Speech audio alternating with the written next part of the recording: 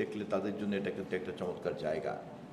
এমনকি তারা তাদের যে গ্রাহক নীতিমালা ঘোষণা করেছেন, যে তারা যে চার্টার ডিক্লেয়ার করেছেন, তার আওতাতেও কিন্তু অনেক কিছুই সমাধান করা সম্ভব। কিন্তু বিশেষজ্ঞের অভাবের কারণে এবং আমাদের দেশে তথ্য মন্ত্রণালয় বলেন অথবা মন্ত্রণালয়ের বাইরে বেসরকারি পর্যায়ে বলেন, এই বিষয়টাতে দেন দরবার করবেন এমন কোনো প্রতিষ্ঠান কিন্তু এখনও আমাদের দেশের গণমাধ্যম জগতে তৈরি হয় নাই। তো আমি তথ্যমন্ত্রীর দায়িত্ব নেওয়ার পরে বিষয়টা বোঝার চেষ্টা করছি এবং খুঁজতে গিয়ে দেখেছি যে প্রচলিত সরকারি যে কাঠামো, খুব অনেস্টলি বললে ওটা আসলে একটা বাটন ফোনের মতো, কিন্তু সার্ভিস এবং তার সমস্যা এবং তার সমাধান, তার চরিত্র হচ্ছে ডিজিটাল। তো ফলে সমস্যাটা কিন্তু কিভাবে সমাধান করব তা না, সমস্যাটা হচ্ছে যে এই সমস্যার সমাধান করার জন্য বা সমস্যাটা বোঝার জন্য যে প্রস্তুতি, সেটা আমাদের আছে কিনা। আমরা যারা সমস্যা নিয়ে কথাবার্তা বলার চেষ্টা করেছি, বেশিরভাগ ক্ষেত্রে আমি দেখেছি যে ইন্টারনেট জন্ম নেওয়ার আগে প্রবলেমটা যেভাবে আলোচনা হতো, আলোচনা কিন্তু এখনও সেখানেই আটকে আছে। আর ডিজিটাল হ্যাজার্ড নিয়ে কিন্তু কেবলমাত্র রিয়াক্টিভ কথা হয়, ডিজিটাল হ্যাজার্ড নিয়ে কিন্তু কোনো কনস্ট্রাকটিভ কথা আসলে বলছি না আমরা, বলতে পারছি না। খুবই স্বাভাবিক, বিকজ বিগ প্লেয়ার হচ্ছে টেক জায়ান্টরা। তো এনিওয়ে, আমার ব্যক্তিগতভাবে বিনীত অনুরোধ সেই কারণেই আমি সকল সংশ্লিষ্ট মহলকে বলেছি যে যেহেতু এটা একটা নতুন ধরনের সমস্যা, কমপ্লেক্স, আমরা আসেন সবাই মিলে এটাকে একটু বোঝার চেষ্টা করি। বোঝাবুঝির পরে এটার সম্মিলিত কোনো সমাধানের পথ তৈরি করা যাবে কি যাবে না, যেতে পারে নাও যেতে পারে। পৃথিবীর বহু বড় বড় দেশও এখন পর্যন্ত কিন্তু ডিজিটাল প্ল্যাটফর্মের সমস্যার সমাধান করতে পারে নাই। পরীক্ষামূলকভাবে সম্ভবত আমি যতটুকু জানি যে অস্ট্রেলিয়া এবং ইউরোপিয়ান ইউনিয়ন বোধহয় কিছু কিছু কাজে হাত দিয়েছে, পরীক্ষামূলক আইন করেছে। যাই হোক, আপনারা আরও ভালো বলতে পারবেন। তো এক্ষেত্রে আমার একটাই বিনীত আবেদন থাকলো যে একটা সম্মিলিত স্টাডির মধ্যে আমরা যেতে পারি কিনা এবং তারপরে সেখানে আমরা পরবর্তী কাজগুলি করতে পারি কিনা, এবং এই সব কিছুকে মাথার মধ্যে রেখে দেন আমরা অবশ্যই একটা তো গণমাধ্যম কমিশন লাগবেই। কারণ সরকার তো এখানে আসলে একটা পক্ষ, গণমাধ্যম জগতের যে তৎপরতার যে ধরন, তাতে সরকার সবসময় একটা পক্ষ, সে সবটার অভিভাবক হতে পারে না। কারণ সেই হয়তো মাঝে মধ্যে অপরাধ করে ফেলবে, অতীতে তো আমরা দেখেছি সরকার নিজেই তো অপরাধ করে ফেলে। ফলে এরকম সম্ভাবনা যে জগতে বিরাজ করে, সেই জগতে তো গণমাধ্যম কমিশনের মতো এরকম প্রতিষ্ঠান তো লাগবেই। এবং আধুনিক দেশগুলিতে যতটা আমরা দেখেছি ইতিমধ্যেই কিন্তু তারা এই ধরনের কর্তৃত্ব বা এই ধরনের অথরিটি তৈরি করেছেন, যে অথরিটি সরকারকে সহ সবাইকে পার্টি বিবেচনা করতে পারে এবং তার কর্ম সমাধানের আওতায় নিয়ে আসতে পারে। তো যাই হোক, আমি এই জন্য একটা আবারও কথা না বাড়িয়ে আমি মনে করি যে আসেন আমরা সবাই মিলে কীভাবে কাজ করতে পারি, বিশেষ করে নওয়াব, এডিটর্স কাউন্সিল এবং সাংবাদিক নেতৃত্ব যারা, এই বিশেষ করে এই তিনজন অংশীদার, তাদেরকে সাথে নিয়ে কাজ করা, এবং এর বাইরে বাদা গণমাধ্যম বিশেষজ্ঞ আছেন, আপনাদের দৃষ্টিতেই তারা আরও বেশি ধরা পড়বেন বা চিহ্নিত হবেন, আমরা তাদেরকেও যুক্ত করতে পারি এবং পুরো ব্যাপারটাতে তথ্য মন্ত্রণালয়ে আমরা ফ্যাসিলিটেট করতে রাজি আছি এবং আপনাদেরকে সব ধরনের সহযোগিতা দিতে রাজি আছি। একটু আগে মতিউর রহমান চৌধুরী ভাই একটা পরামর্শ দিয়েছেন যে একটা কাজ করা যায় কি না, যে সমস্ত গণমাধ্যম সংশ্লিষ্টদের ক্ষেত্রে মিডিয়া কনফারেন্স করা যায় কি না। হতে পারে, আমাদের তো কোনো সমস্যা নেই, যদি আমরা এরকম কোনো আয়োজন করতে বলেন করতেই পারি।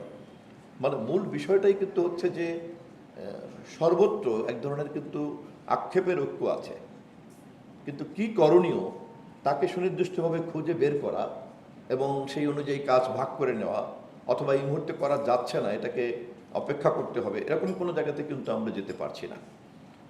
এবং এই জিনিসটা শুনতে খারাপ লাগলেও কেউ কিন্তু আমরা এটা বলছিও না যে হ্যাঁ আমরা কিন্তু এরকম একটা পরিস্থিতিতে আছি। আমি যে কোনো কারণে হোক, এটা বলা বলিও কিন্তু হচ্ছে না যে না সমস্যাটা আসলে কী। তো এভাবে ভাষা ভাষা থাকলে আসলে হবে না, কারণ আমরা চাই আর না চাই আমাদের প্রত্যেকের হাতেই ডিভাইস আছে, আমাদের প্রত্যেকের ফ্যামিলিতে একাধিক ডিভাইস আছে, আমরা প্রত্যেকেই ইকোসিস্টেমের মধ্যে অলরেডি ঢুকে পড়েছি। বিশেষ করে ব্যবসা বাণিজ্যের সঙ্গে যারা জড়িত, ব্যাংকিংয়ের সঙ্গে জড়িত, কর্পোরেট সিস্টেমগুলির সঙ্গে যারা ব্যবসা বাণিজ্যে ঢুকে পড়েছেন, তারা অলরেডি অনেকটাই ডিজিটাল লিটারেসির মধ্যে তারা ঢুকে পড়েছেন, বাট সেই তুলনায় কিন্তু গণমাধ্যম অনেক পিছিয়ে আছে এবং থাকার কারণেই কিন্তু প্রচলিত গণমাধ্যম প্রতিষ্ঠানের সঙ্গে কিন্তু ডিজিটাল প্ল্যাটফর্মের এই ব্যবধানটা এইভাবে কিন্তু তৈরি হচ্ছে বা মনে হচ্ছে যেন যে একটা চাইলেই বোধহয় শাসন করা যাবে বা সমাধান করা যাবে। আপনারা সব বাংলাদেশের সমস্ত বিজ্ঞ সাংবাদিকরা এখানে আছেন, পত্রিকার মালিকরা আছেন, বড় বড় সম্পাদকরা এখানে আছেন, আর সরকারের পক্ষ থেকে কথা বলতে গেলে আমাকে তো অনেক সতর্কভাবে সাবধানভাবে কথা বলতে হয়।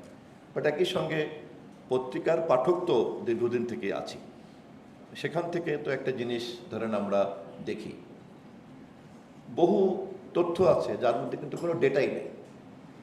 বেসিক্যালি ওটা একটা ওপিনিয়ন।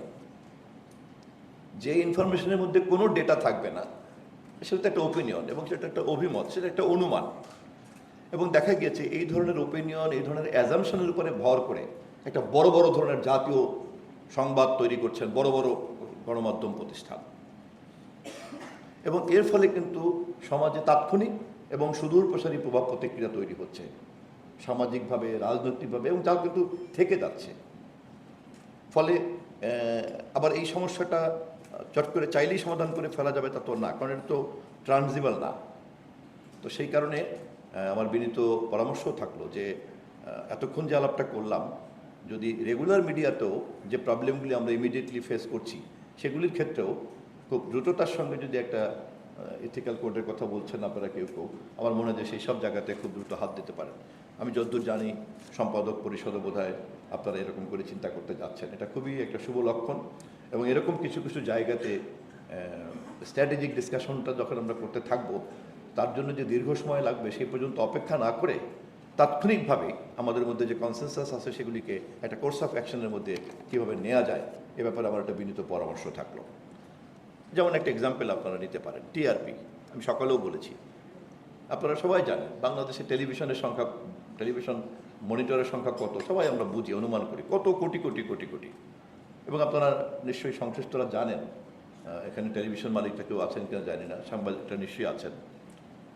টিআরপি যে রেটিংটা দেয়া হয়, এর যে রেকর্ডিংটা নেওয়া হয়, সামান্য কয়েকটা বক্স দিয়ে সে দাবি করছে এটাই নাকি বাংলাদেশের রেকর্ডিং, এবং আপনার এটার ভিত্তিতেই কিন্তু এটাই কিন্তু স্ট্যান্ডার্ড হিসাবে কিন্তু নেওয়া হচ্ছে, এবং জেনে শুনে বুঝে এরকম একটা মিথ্যা তথ্যকে স্ট্যান্ডার্ড হিসাবে সবাই কিন্তু বহন করে চলছি। ঠিক তেমনি পত্রিকার ছাপার ক্ষেত্রেও তাই। ছাপার সংখ্যা কত, এক্ষেত্রে কিন্তু একটা দীর্ঘদিন যাবৎ একটা গ্রহণযোগ্য লুকোচুরিতার মধ্যে সবাই আমরা বাস করছি। এবং এই প্যারামিটারগুলি দেখলেই তো বোঝা যায় যে রাষ্ট্র কোথায় আছে, সমাজ কোথায় আছে, এবং এমনকি গণমাধ্যম জগৎ কোথায় আছে। এই জন্যই আমার মনে হয় যে এসব জায়গাতে কিন্তু একটু মনোযোগ দিলেই কিন্তু সমাধান করা সম্ভব। আমার সর্বশেষ মন্তব্য হচ্ছে যে এই পুরো ব্যাপারটাকেই যদি আপনাদের সম্মতি থাকে, আমরা তথ্য মন্ত্রণালয় থেকে একটা পরামর্শ কমিটি গঠন করতে চাই, যার লক্ষ্য হবে একটা গ্রহণযোগ্য গণমাধ্যম কমিশন তৈরি করা। এবং সেই পরামর্শ কমিটিটা তৈরি করতে চাই আপনাদের সকলের মতামতের ভিত্তিতে। সময় যদি লাগে তাও লাগুক, কিন্তু এটা একটা গ্রহণযোগ্য হতে হবে। যেই গ্রহণযোগ্যতার ধারাবাহিকতাতেই একটা গ্রহণযোগ্য গণমাধ্যম কমিশন জন্ম নিবে। দেন সেই গণমাধ্যম কমিশন যখন গ্রহণযোগ্যভাবে জন্ম নিবে, তখন তার কিন্তু একটা কর্তৃত্ব তৈরি হবে, এবং অবশ্যই তার কর্মক্ষেত্রের মধ্যে রেগুলার ইনস্টিটিউশনের পাশাপাশি আমরা এই ডিজিটাল এই জগৎকেও কিন্তু কীভাবে আনা যায় এবং সেক্ষেত্রে সর্বোচ্চ কী কী পদক্ষেপ নেওয়া যায় তাও কিন্তু নেওয়া সম্ভব। আমি আজকে আর কথা বাড়াবো না।